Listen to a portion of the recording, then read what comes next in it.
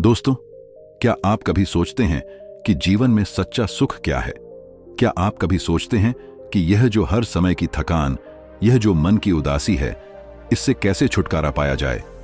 आज मैं आपको एक ऐसी कहानी सुनाने जा रहा हूं जो आपको इन सभी प्रश्नों का उत्तर देगी। यह कहानी है एक नौजवान युवक की, जिसका नाम था नमन। नमन के पास सब कुछ था, एक अच्छी नौकरी, शहर में एक सुंदर घर और एक आरामदायक जीवन। लेकिन फिर भी वह खुश नहीं था। वह हर समय एक अजीब सी उदासी और थकान महसूस करता था। सुबह जब वह उठता तो उसे लगता जैसे शरीर में कोई जान ही नहीं है। ऑफिस पहुंचकर काम में मन नहीं लगता, एकाग्रता बनती ही नहीं थी और शाम होते होते वह पूरी तरह निचुड़ जाता था। उसे लगता था कि उसकी उम्र अभी बहुत ज्यादा नहीं है, लेकिन वह एक 80 साल के बूढ़े की तरह महसूस कर रहा था। उसके जीवन में अभी से इतना दुख, इतनी कमजोरी थी, तो आगे की जिंदगी जो अभी बहुत बाकी है, उसका क्या होगा? क्या ये दुख और ये थकान यूं ही बढ़ते रहेंगे या इनसे छुटकारा पाने का कोई रास्ता भी है? एक दिन अपने इन्हीं सवालों में उलझे हुए नमन ने एक दूर पहाड़ी पर रहने वाले एक साधु के बारे में सुना। लोगों का कहना था कि वे बहुत ज्ञानी हैं और उनके पास जीवन के हर प्रश्न का उत्तर है। नमन ने फैसला किया कि वह उन साधु से मिलने जाएगा। कई घंटों की यात्रा के बाद जब वह पहाड़ी पर बनी छोटी सी कुटिया में पहुंचा तो उसने देखा कि एक वृद्ध व्यक्ति, जिनकी उम्र 80 वर्ष से कम नहीं होगी, अपनी कुटिया के बाहर पौधों को पानी दे रहे थे। उनके चेहरे पर एक अद्भुत तेज था, उनकी चाल में एक गजब की फुर्ती थी और उनकी आंखों में एक गहरी शांति थी। उन्हें देखकर कहीं से नहीं लगता था कि वे इतने वृद्ध हैं। नमन ने हाथ जोड़कर उन्हें प्रणाम किया। साधु ने मुस्कुराते हुए नमन को देखा और कहा, आओ पुत्र, बैठो। तुम्हारा चेहरा बता रहा है कि तुम्हारे मन में बहुत सारे प्रश्न हैं। नमन बैठ गया और बोला, हां महात्मा, मैं बहुत परेशान और दुखी रहता हूं। मेरे शरीर में हर समय कमजोरी रहती है, किसी काम में मन नहीं लगता। मैं आपसे यह जानना चाहता हूं कि मेरे जीवन में इतनी उदासी क्यों है? इससे बाहर निकलने का क्या कोई रास्ता नहीं है? साधु ने नमन को ध्यान से देखा और कहा, पुत्र, कहां है तुम्हारा दुख? मुझे तो दिखाई नहीं दे रहा। नमन ने हैरान होकर कहा, महात्मा, दुख तो मेरे अंदर है, मेरे भीतर है। वह आपको कैसे दिखाई देगा? साधु ने फिर पूछा, क्या तुम्हें अपना दुख दिखाई देता है? नमन ने कहा, हां, मैं अपने दुखों को, अपनी इस कमजोरी को भली भांति महसूस कर सकता हूं। साधु मुस्कुराए और बोले, पुत्र, तुम्हारे आधे सवालों का जवाब तुम्हारे सुबह के नाश्ते में छिपा है। नमन चौंक गया। नाश्ते में? मैं समझा नहीं। साधु ने कहा, हां पुत्र, ब्रेकफास्ट को हम जितना समझते हैं, यह उससे कहीं ज्यादा महत्वपूर्ण है।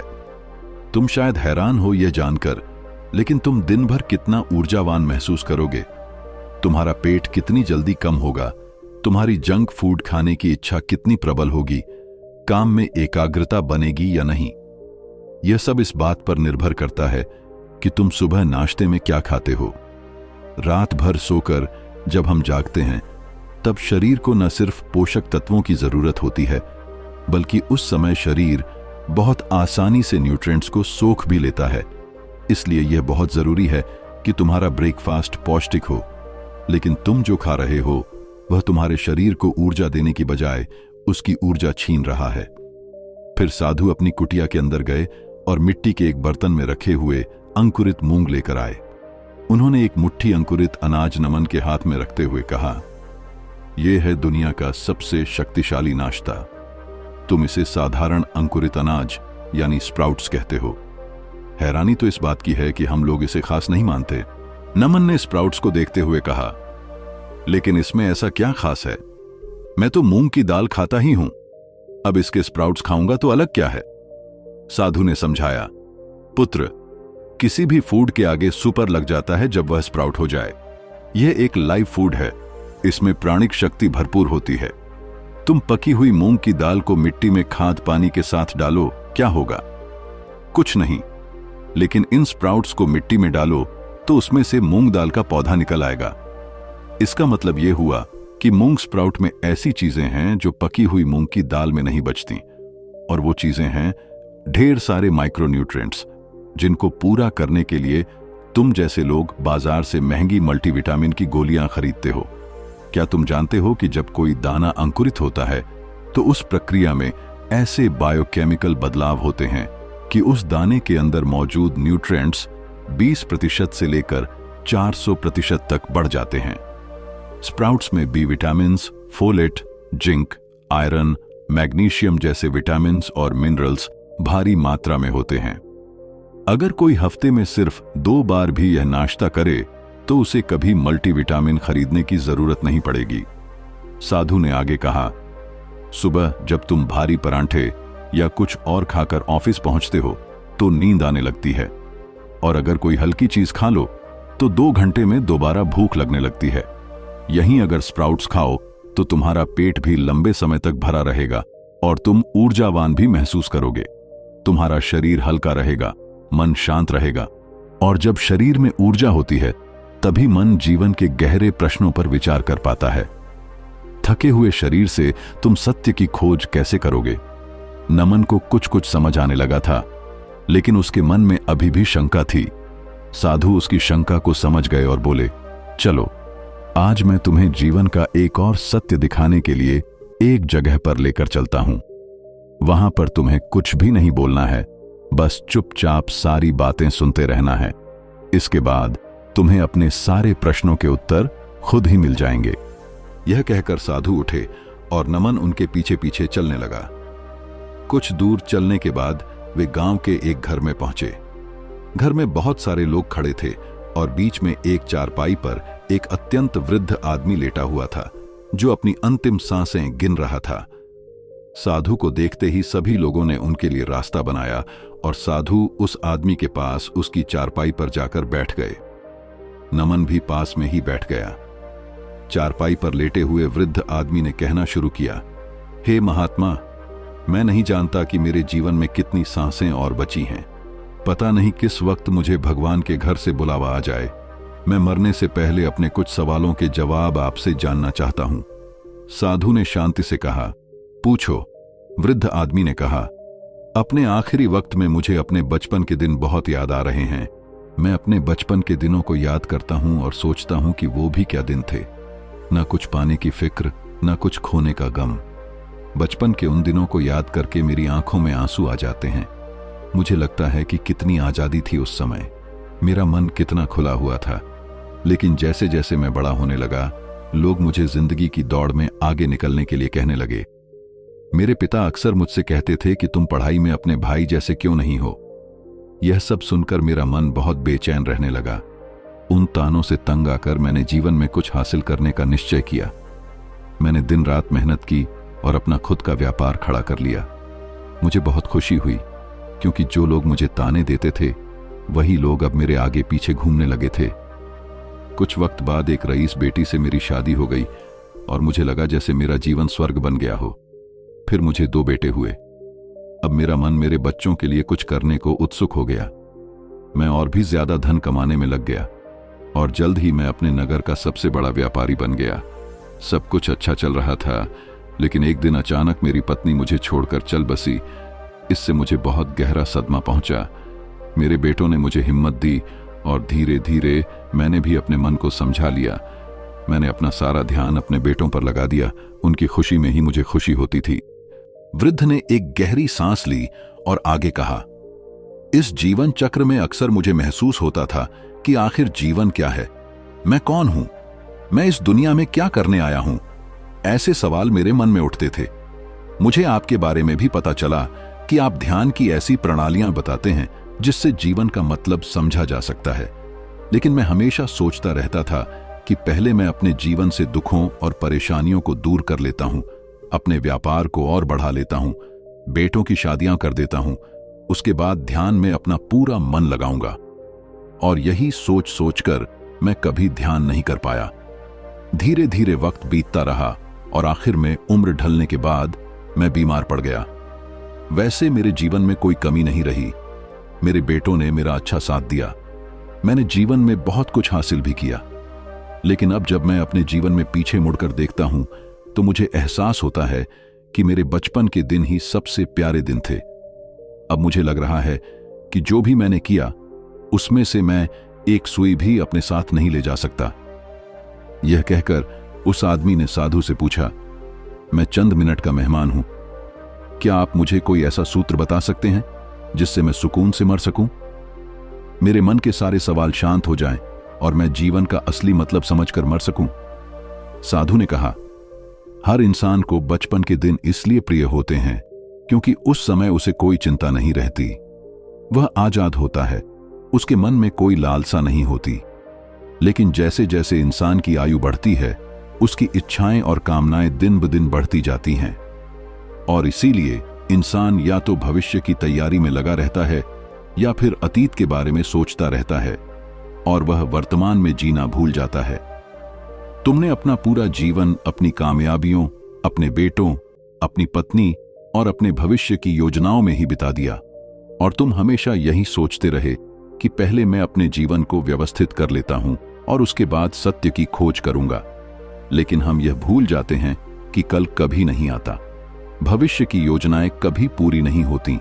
जब एक योजना पूरी होती है तो हमारा मन दूसरी योजना बना लेता है और अब आखिरी समय में जब मृत्यु तुम्हारी शैया पर लेटी है तो तुम्हें एहसास हो रहा है कि तुमने जीवन में कुछ भी हासिल नहीं किया।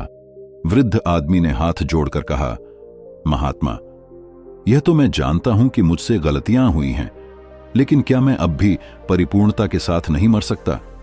क्या मुझे अब सत्य की कोई झलक नहीं मिल सकती? साधु ने उसका हाथ सहलाते हुए कहा, अब तो एक ही सूत्र समझने लायक रह जाता है और वह सूत्र यह है कि तुमने जीवन में जो कुछ भी पाया या जो कुछ भी खोया, वह सब यहीं पर छोड़कर चले जाओ। उसे अपने मन के साथ जोड़कर मत ले जाओ। अपने मन में यह भाव पैदा करो कि तुमने अपने जीवन से बहुत कुछ सीख लिया है और वास्तविकता में तुमने यह जान लिया है कि जीवन में कुछ भी सार्थक नहीं है और यह जानना भी बहुत बड़ी उपलब्धि होती है। अभी अपने मन से सारे सवाल गिरा दो और यह भाव पैदा करो कि जीवन में जो कुछ जानने जैसा था वह मैंने जान लिया है। जब तुम इस भाव से भर जाओगे तो तुम बिल्कुल खाली होकर मृत्यु को प्राप्त होगे और वास्तविकता में यही मरने की कला होती है। यह सुनकर उस वृद्ध आदमी के चेहरे पर एक शांति का भाव आया। उसने आंखें बंद की और कुछ ही देर में वह मुस्कुराते हुए मृत्यु को प्राप्त हो गया। वहां से लौटते समय नमन चुप था। कुटिया में वापस आकर साधु ने नमन से पूछा, क्या तुम्हें अपने सवालों के जवाब मिले? और मिले तो क्या जवाब मिले? नमन ने कहा, हे महात्मा, मुझे अपने सवालों के जवाब मिल गए हैं। उस वृद्ध आदमी के जीवन चक्र से मैं समझ गया हूं कि जीवन में कुछ भी पाने जैसा नहीं होता। सुख हो या दुख, सब कुछ यहीं पीछे रह जाता है। हम हमेशा भविष्य की योजनाओं में उलझे रहते हैं और वर्तमान को जीना भूल जाते हैं। इसीलिए जीवन में सुख और दुख तो चलते ही रहेंगे। इनके साथ साथ चलते हुए ही हमें सत्य की खोज करनी पड़ेगी। लेकिन यह सब करने के लिए शरीर में ऊर्जा और मन में शांति भी तो होनी चाहिए। उस वृद्ध व्यक्ति की तरह मैं अपनी सेहत को नजरअंदाज करके सिर्फ भविष्य की योजनाओं में नहीं लगना चाहता। साधु मुस्कुराए, बिल्कुल सही समझे तुम। अब तुम उस नाश्ते पर वापस आओ। मैंने कहा था कि वह सबसे शक्तिशाली है, लेकिन कई लोग उसे खा नहीं पाते क्योंकि या तो वह उन्हें बेस्वाद लगता है या फिर उन्हें गैस, ब्लोटिंग जैसी पाचन की समस्या आती है। नमन ने कहा, हाँ, मेरे साथ भी ऐसा ही होता है। जब भी मैं कच्चे स्प्राउट्स खाता हूं, मुझे गैस बनने लगती है। साधु ने समझाया, देखो, स्प्राउट्स एक लाइव फूड है, इसीलिए कुछ बातों का ध्यान रख लो तो तुम्हें यह आसानी से पचने लगेगा। पहली बात, स्प्राउट्स को कभी भी शाम को या डिनर में नहीं खाना चाहिए। यह सुबह के नाश्ते के लिए सबसे उत्तम है। दोपहर के भोजन में भी खा सकते हो, लेकिन 4 बजे के बाद बिल्कुल नहीं। दूसरी बात, इसे हमेशा खाना खाने से पहले खाओ, खाने के साथ या बाद में नहीं। तीसरी और सबसे महत्वपूर्ण बात, इसे कभी भी बिना नमक मसाले के सीधे ही मत खाओ। स्प्राउट्स एक कच्चा अनाज है जिसकी तासीर ठंडी होती है। इसे पचाने के लिए शरीर को ज्यादा मेहनत करनी पड़ती है, लेकिन अगर हम इसमें कुछ ऐसे मसाले डालें जो इसमें अग्नि तत्व को बढ़ाए तो यह स्वादिष्ट भी हो जाएंगे और आसानी से पच भी जाएंगे। यह कहकर साधु ने नमन को स्प्राउट्स बनाने की सरल विधि बताई। आधी कटोरी साबुत मूंग दाल को सुबह पानी में भिगो दो। शाम तक वह फूल जाएगी। अब एक मलमल का या कोई सूती कपड़ा गीला करके निचोड़ लो। इस भीगी हुई दाल को कपड़े में लपेटकर एक पोटली बना लो और रख दो। सुबह तक तुम्हारे ताजे स्प्राउट्स तैयार होंगे। इन्हें फ्रिज में रखने की जरूरत नहीं, ताजा बनाओ और ताजा खाओ। अब मैं तुम्हें इन्हें खाने के 4 स्वादिष्ट और सुपाच्य तरीके बताता हूं, साधु ने कहा। पहला तरीका है नमकीन स्प्राउट चाट। एक कटोरी में मूंग दाल के स्प्राउट्स डालो। इसमें बारीक कटी हुई प्याज, टमाटर, खीरा, सेंधा नमक, काला नमक, काली मिर्च, खूब सारा घिसा हुआ अदरक, नींबू का रस, धनिया पत्ता और थोड़ा भुना जीरा डालो। अंत में 1 चम्मच कच्ची घानी का तिल का तेल डालो। अच्छे से मिला लो और तुम्हारी स्वादिष्ट स्प्राउट चाट तैयार है। इसमें जो हमने घिसा हुआ अदरक और भुना जीरा डाला है वो इस चाट को बहुत पाचक बना देता है। दूसरा तरीका है खट्टी मीठी स्प्राउट चाट। एक कटोरी में स्प्राउट्स, कटी हुई प्याज और खीरा डालो। अब इसमें अच्छे से शहद डालो और नींबू का रस निचोड़ो। फिर थोड़ा सेंधा नमक, काला नमक, काली मिर्च, घिसा हुआ अदरक और भुना जीरा डालकर अच्छे से मिला दो। शहद और नींबू का यह मेल इसे एक अद्भुत स्वाद देता है। तीसरा तरीका है दही स्प्राउट चाट। जो नमकीन चाट थी, बस उसमें तिल के तेल की जगह 2 चम्मच ताजा दही डाल दो और जो खट्टी मीठी चाट थी उसमें भी 2 चम्मच दही मिला दो। दही डालने से मसाले स्प्राउट्स पर अच्छी तरह लिपट जाते हैं और यह बहुत स्वादिष्ट लगती है। हाँ, दही के साथ खीरा नहीं खाना चाहिए, तो जब दही वाली चाट बनाओ तो खीरा मत डालना। और चौथा तरीका है मिक्स्ड स्प्राउट चाट, जो सबसे ज्यादा पौष्टिक और स्वादिष्ट है। जब तुम मूंग दाल भिगो तो उसी में थोड़े से काले चने और 10-20 दाने कच्ची मूंगफली के भी डाल देना। फिर तीनों को एक साथ पोटली में बांधकर अंकुरित कर लो। यह मिक्स स्प्राउट चाट को और भी हेल्दी और क्रंची बना देती है। फिर इन मिक्स स्प्राउट से तुम अपनी पसंद की नमकीन, खट्टी मीठी या दही वाली चाट बना सकते हो। नमन बड़े ध्यान से सुन रहा था। उसे अब समझ आ रहा था कि शरीर और मन कितने गहरे जुड़े हुए हैं। अंत में साधु ने कहा, पुत्र, तुमने उस वृद्ध व्यक्ति की कहानी सुनी और समझा कि जीवन नश्वर है। तुमने स्प्राउट्स के बारे में जाना और समझा कि इस शरीर को स्वस्थ रखना कितना जरूरी है। लेकिन अब अंतिम और सबसे महत्वपूर्ण सूत्र समझो। जैसे स्प्राउट्स में प्राणिक शक्ति है, वैसे ही तुम्हारी हर सांस में प्राण है। ध्यान कोई मुश्किल प्रक्रिया नहीं है। ध्यान का अर्थ है वर्तमान में जीना, और वर्तमान में रहने का सबसे सरल रास्ता है अपनी सांसों पर ध्यान लगाना। जब भी तुम चलते फिरते हो, उठते बैठते हो या अपना यह पौष्टिक नाश्ता खा रहे हो, सिर्फ अपनी सांसों पर ध्यान लगाना शुरू करो।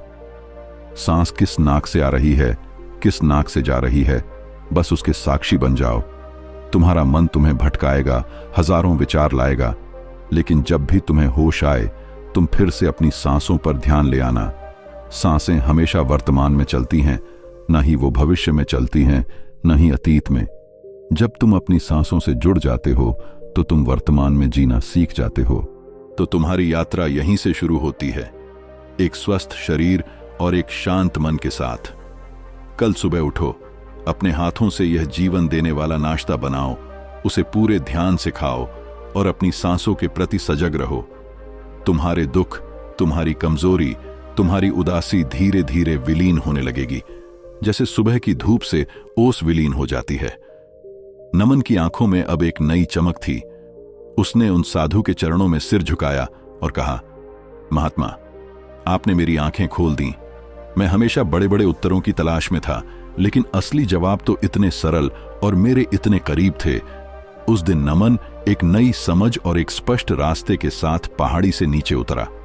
वह समझ गया था कि आत्मज्ञान की यात्रा और शरीर को स्वस्थ रखने की यात्रा अलग अलग नहीं है, बल्कि एक ही सिक्के के 2 पहलू हैं।